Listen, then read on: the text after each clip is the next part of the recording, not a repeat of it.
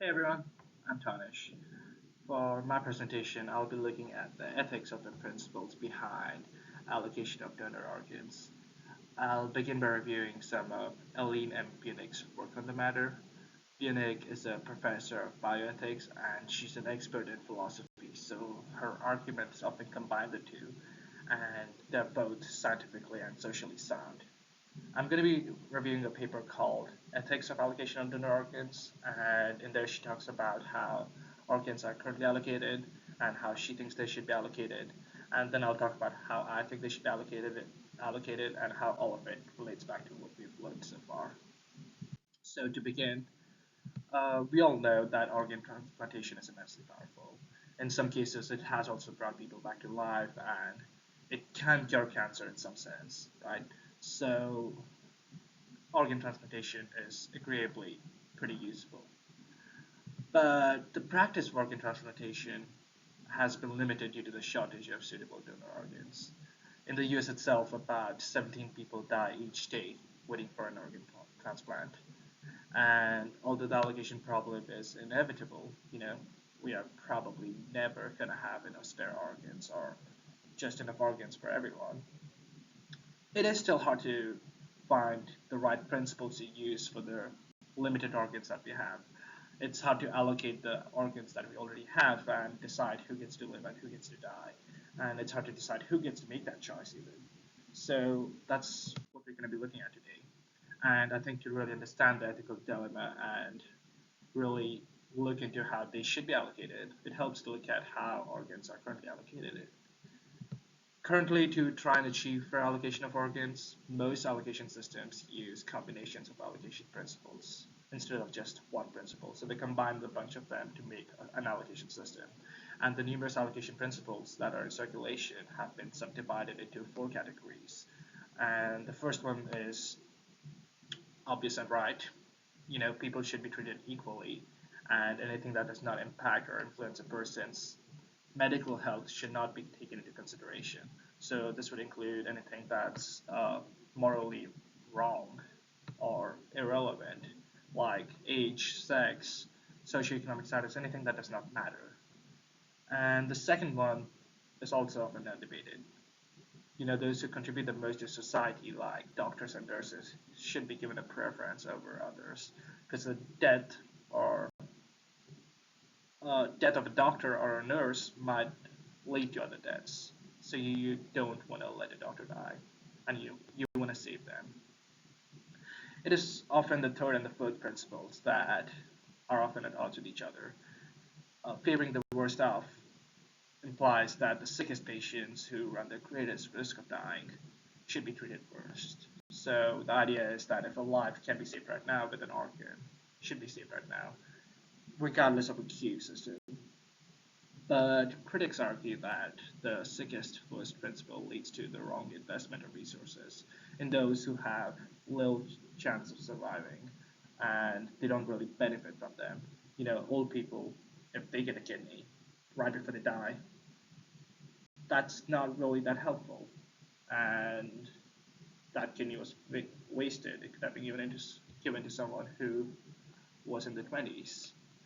And they favor maximizing total utility and reducing the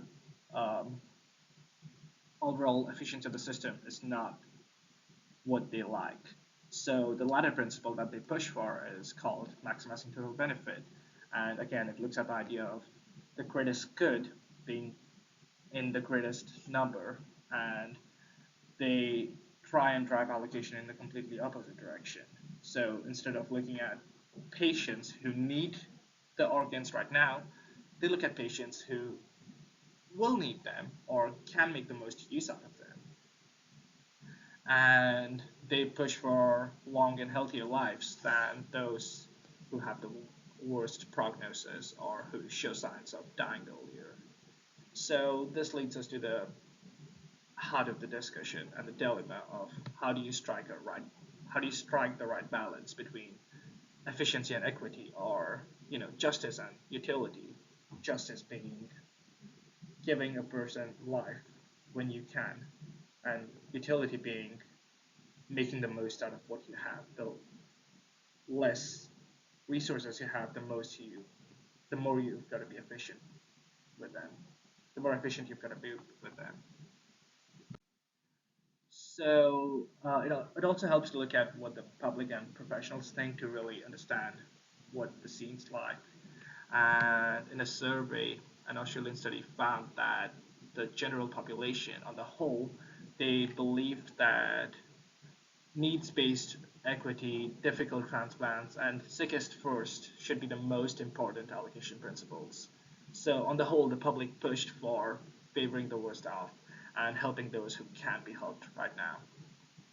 By stark contrast, most healthcare professionals ranked principles that related to utility and included, giving the higher quality organs to those who had the best survival rate or helping out the youth to be the most important organs. Sorry, the most important principles for allocation. They, on the whole, believed that maximizing efficiency was more important.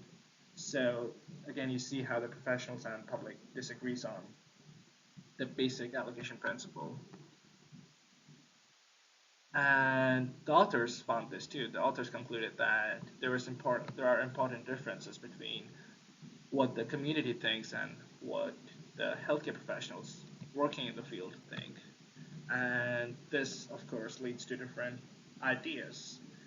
And there isn't a clear path to take from here because the public preferences starkly contrast what the professionals think. And another study that looks at what the public thinks on allocation principles found that the lay public on the whole thinks that own fault should be used as an allocation principle too. So this would mean that patients who use alcohol, tobacco, or other substances, decline vaccinations or have done so in the past, and make other unhealthy lifestyle choices, they should be they should not qualify for an organ. And the lay public on the whole pushes for using this own fault principle in our allocation systems.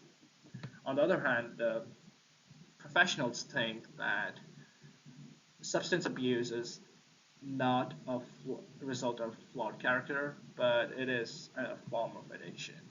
And they suggest that addiction is actually a chronic illness caused by an interplay of genetic and non genetic factors. So the individual cannot be blamed for their unhealthy behavior because most of it is out of their control. And they push for the opposite. Again, they push for not using own fault as an allocation principle because you're depriving people of the basic human right of equal moral worth. You're separating people and you're thinking of a disease as a problem in them. So, how do you solve the dilemma? How do you decide who gets to get an organ and who doesn't? The author Bunich suggests that the solution lies in finding the right balance between utility and fairness that can be both publicly and professionally accepted. And as said, this would include considering um, the patients to be equal, but finding the right balance has been easier said than done. It's hard to achieve. There has not been a single um, allocation system that has been publicly and professionally agreed upon. So let's bring it back to what we know and what we've learned so far. Other experts write, the United Network for Organ Sharing is a nonprofit institution in the US that administers organ transplantation. And their professionals decide who gets to live and who gets to die, or who even gets to be on the waiting list for an organ. And being a private institution with that contracts with the government, they're not required by the law to make their allocation principles public, and they have never gotten around to it because they don't need to. So all of this sounds an awful lot like acting up to me or the science of the lambs. As we saw in the Australian study, professionals favor efficiency over moral justice, and they think they get to assign or allocate organs based upon what they believe in, which is not the same as what the public thinks. So, what happens if the professionals are wrong? You know, even the best post transplant prognosis tests, the tests that are used to allocate organs, because professionals believe it should be done based on those who are going to make the best use out of the organs. Even those tests can be wrong. We saw that in the science of the labs. And tests are subject to fault. Tests can be faulty. But now, if these tests happen to be faulty, the people who had the bad test result are going to die, and the professionals are not going to be blamed for it again. And even if the tests are not faulty, letting people die cannot be humane. You know, uh, we saw that with the placebo tests in acting up, and in our discussion of the Nazi research, deciding if an old person gets to live or die should not be a decision a professional gets to make. Speaking of the Nazi research, the dilemma of organ allocation also deals with the question of creating good from evil. Specifically, the idea of allocation being based on maximizing total benefit suggests that saving the greatest number of people is preferred, at least by the professionals, and is supposedly good. However, letting people die can never be good, and denying them of second chances can never be good. So, does it justify to kill someone, or does it justify to do evil, even if it's for some good, or even if it's to save many people?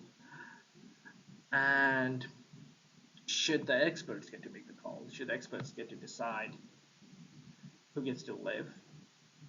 And the answer for me is no.